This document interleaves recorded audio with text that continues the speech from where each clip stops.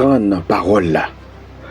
Comprendre parole là, c'est c'est une émission radio, télévision, nourriture spirituelle. Mettez pour tout auditeur, auditrice, téléspectateur et téléspectatrice, une façon pour nous capables de méditer chaque jour sous parole, bon Dieu, ben nous. Et je dis à nous, dans lundi 14 avril 2025, et c'est jeudi à même, semaine 7 a commencé. Et une semaine qui est riche, côté que pour nous préparer, nous, bien préparer, pour nous capables d'entrer dans le mystère pascal là.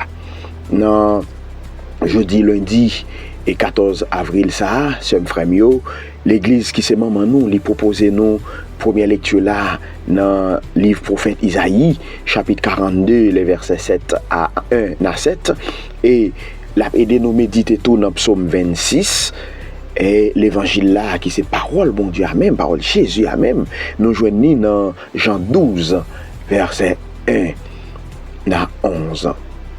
Donc, la prière pour nous demander, bon Dieu, et la grâce pour que semaine ça, nous entrer là-dedans tout bon, nous préparer cœur nous pour nous confesser, pour nous méditer sous parole. Bon Dieu, c'est vrai que son émission qui aide nous méditer chaque jour, mais je dis à nous méditer en profondeur sous parole ça pendant qu'on a commencé semaine sainte là. Grand-maître, nous disons merci. Nous disons merci parce que nous Jésus qui a accepté livrer tête li jusqu'à ce que les mourir sur bois la croix pour capable ban nous la vie. Et fait que la vie ça nous-mêmes et nous tous nous reconnaissons envers lui et que nous continuons œuvre Jésus a pour nous parler parole li à temps et à contre-temps tout côté nous passer dans le monde là. Nous la prions comme ça dans nous lui-même qui vivre ensemble avec vous hier jeudi et pour tout temps. Amen. Kounya ce mieux on va le faire lecture parole bon Dieu a pour nous côté que nous prenons l'île ensemble et pour que nous comprenions qui ça parole a dit aujourd'hui.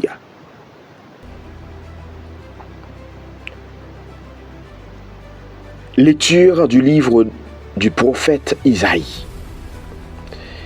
Ainsi parle le Seigneur.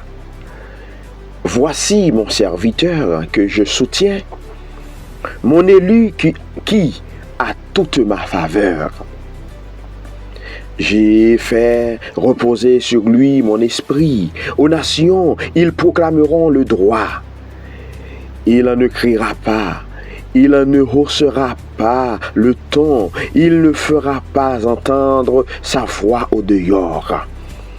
Il ne brisera pas le roseau qui fleurit, qui fléchit. Il n'éteindra pas la mèche qui faiblit. Il proclamera le droit en vérité.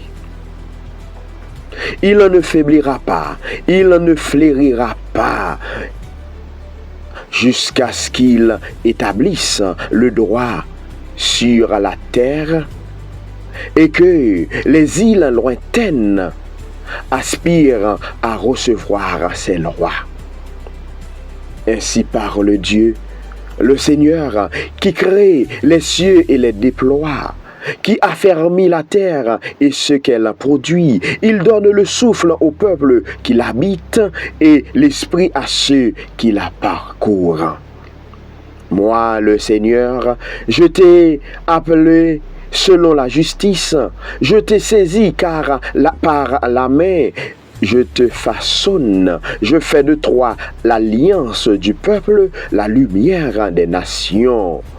Tu ouvriras les yeux des aveugles, tu feras sortir les captifs de leur prison et de leur cachot ceux qui habitent les ténèbres. Parole du Seigneur. Nous rendons grâce à Dieu. Le Seigneur est ma lumière et mon salut. Le Seigneur est ma lumière et mon salut. De qui aurais-je crainte? Le Seigneur est le rempart de ma vie. Devant qui tremblerais-je? Le Seigneur est ma lumière et mon salut. Si des méchants s'avancent contre moi pour me déchirer, ce sont eux, mes ennemis, mes adversaires, qui perdent pied et succombent. Le Seigneur est ma lumière et mon salut. Qu'une armée se déploie devant moi, mon cœur est sans crainte. Que la bataille s'engage contre moi, je garde confiance. Le Seigneur est ma lumière et mon salut. J'en suis sûr, je verrai la bonté du Seigneur sur la terre des vivants. Espère le Seigneur, sois fort et prends courage. Espère le Seigneur. Le Seigneur est ma lumière et mon salut. Évangile de Jésus-Christ selon Saint Jean. Gloire à toi, Seigneur Jésus. 6 jours avant la Pâque, Jésus vint à Béthanie, où habitait Lazare, qu'il avait réveillé d'entre les morts.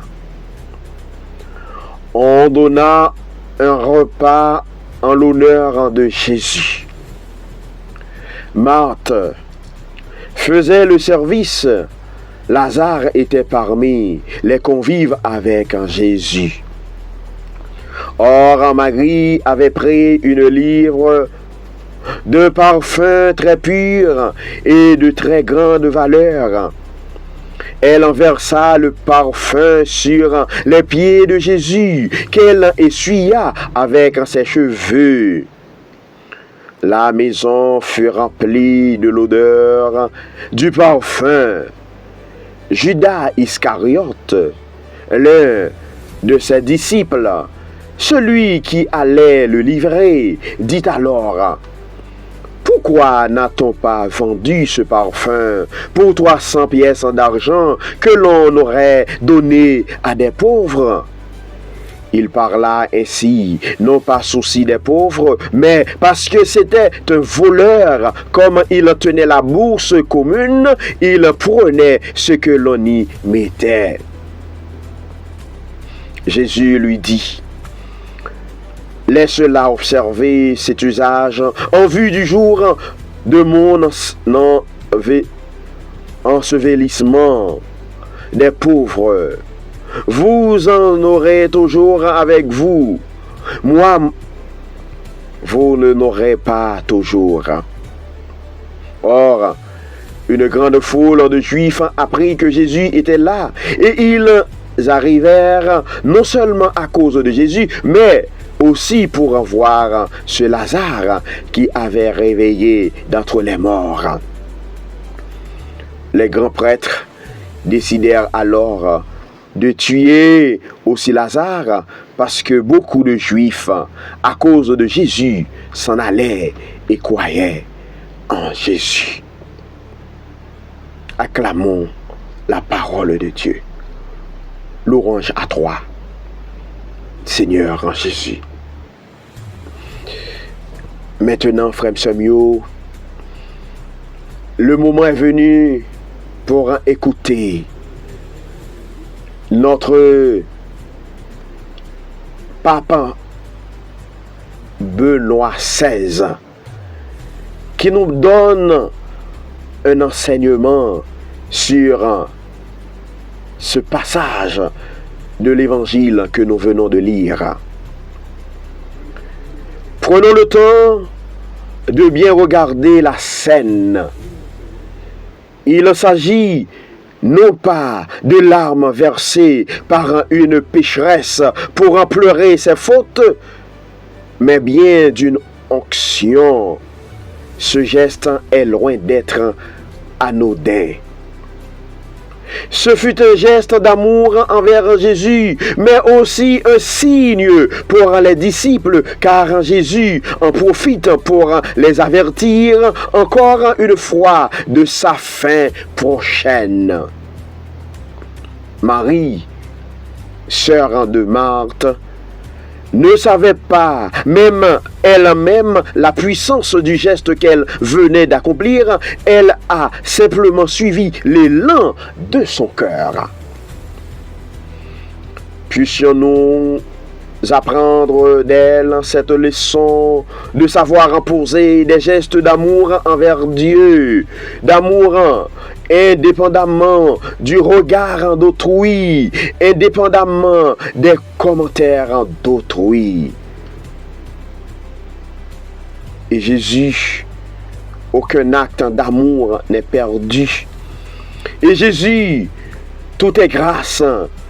En lui, tout est grâce pour celui qui aime, mais aussi pour l'humanité.